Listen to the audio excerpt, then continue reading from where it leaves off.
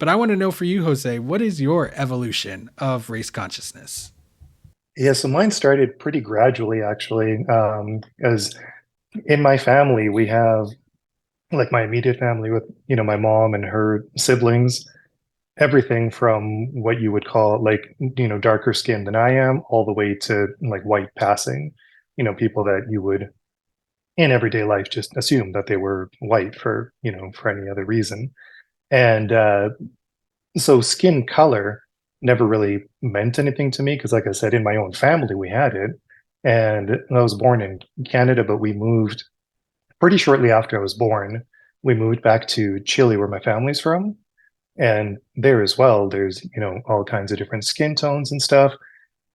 When we moved back to Canada was when I was about 6 or 7. And I started going to elementary school.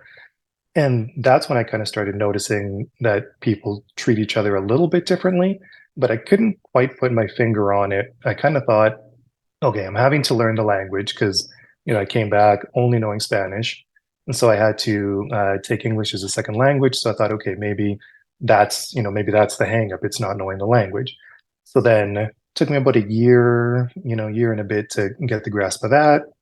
And then slowly, okay, now I'm fluent in English, but there's still a bit of a disconnect in some things. Still can't quite put my finger on it. Maybe it's a little bit of the some cultural stuff because I'm still, bringing food to school that's smells different, looks different, whatever. And I try to stop doing that as much and just slowly, trying to incorporate more things that I'm seeing my white classmates doing, and I'm having like all of my friends were pretty much all white. Like it was a very white dominant school. But there was always just a little bit where I could tell that I'm friends with them, but I'm not in the in group. You know what I mean? Like there was always something that just wasn't quite sticking. And yeah, like I said, couldn't quite put my finger on it till grade 6. And I remember one of my friends, that I was friends with this kid, he was having a birthday party and I'd heard him mention how he was going to be inviting people. It was on the weekend. I was getting really excited because this would have been my first, like really social thing to do.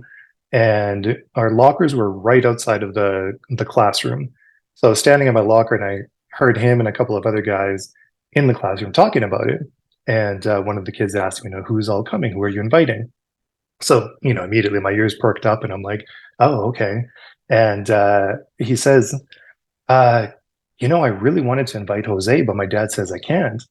And one of the other kids was, well, why not? And he goes, my dad said, I'm not allowed to invite any of the brown kids. I don't want them stinking up my basement. And he said it, so matter of fact, like this is just what my dad said. Like, I don't know. I don't know what to do. And so then, that really broke my heart, for lack of a better word. Like I was friends with these kids. And then the one in particular, I ended up going on to become really good friends with afterwards. So that's when all of a sudden I was like, oh, it's because I'm brown. Like is that really all that the hang up here is? And a little while after that, I asked him about it and he said, oh, is that why you never came to my birthday? I said, well, yeah, I heard you say that I couldn't go, like your dad didn't want me there.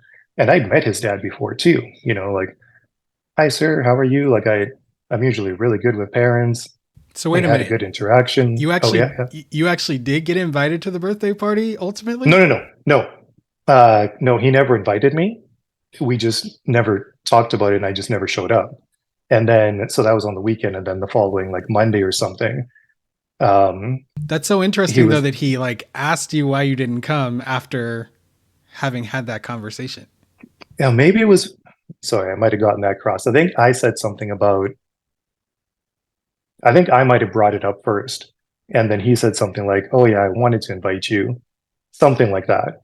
And yeah, so, but I did end up, confronting him about it and having that conversation where he said, oh, yeah, I clarified with my dad. And he was like, oh, no, Jose could have come. I mostly meant the indigenous kids that they went to. They were the wrong kind of brown, but I was okay. And that's what really got me down the path of uh, sort of my racial conscious, yeah, my racial conscious path. Because then that's when I started paying attention to, oh, okay, so there's a hierarchy here. It's not just the skin tone. It's not just, some of the cultural stuff where I might listen to a little different music. I might, bring different foods to school. I'm still doing all the, white coated stuff, but there's something else. There's another level here. And then, yeah, so that would have been the beginning of it for me. Wow. Okay. So, yeah, most people who talk about their evolution of race consciousness, their initial introduction is either experiencing racism or observing racism. So you had an experience whereby, you overheard this conversation. Really, it was a heartbreaking conversation that you were excluded by your friend's dad, who you had actually met. This is Mhm. such an important aspect of the story that you told, I feel, is that you had met this person, Mhm. and yet when you heard that story, you felt that he was talking about you because he was like describing you as far as you were concerned, when you Right. overheard that. But then you find out even later that there's an even bigger wrinkle, that you were like the exception, to the rule. Yes. Yeah. So, Yeah, and that exception was something that also developed even more, because, like I said, my family from my mom's generation upwards were immigrants, and then I was born here. So as far as I was concerned, I'm Canadian. Like that's, I'm born here, so I'm as Canadian as any other kid that's born here as well. Um, and then you start getting this, well, but where are you from? What do you mean? I'm from here. I was born here. No, but where are you really from? What do you mean, really? For like, I'm telling you, like, I was born here. Okay, well, where are your parents from? And so there's always that, like looking for that next piece of the puzzle where they're letting you know that you're still in an other category. And so that also kind of added to it. And then because I was friends with so many white people, it was very common for me to be around people that were making racist commentary, racist jokes.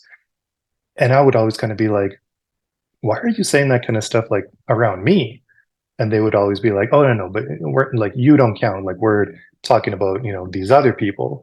And it would most of the time be about indigenous folks specifically. And then gradually it started also including immigrants.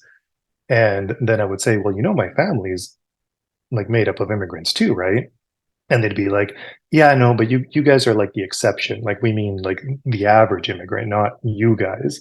And yeah, so that was always like that all started kind of adding up to me realizing the hierarchy, I guess, the hierarchy in the system.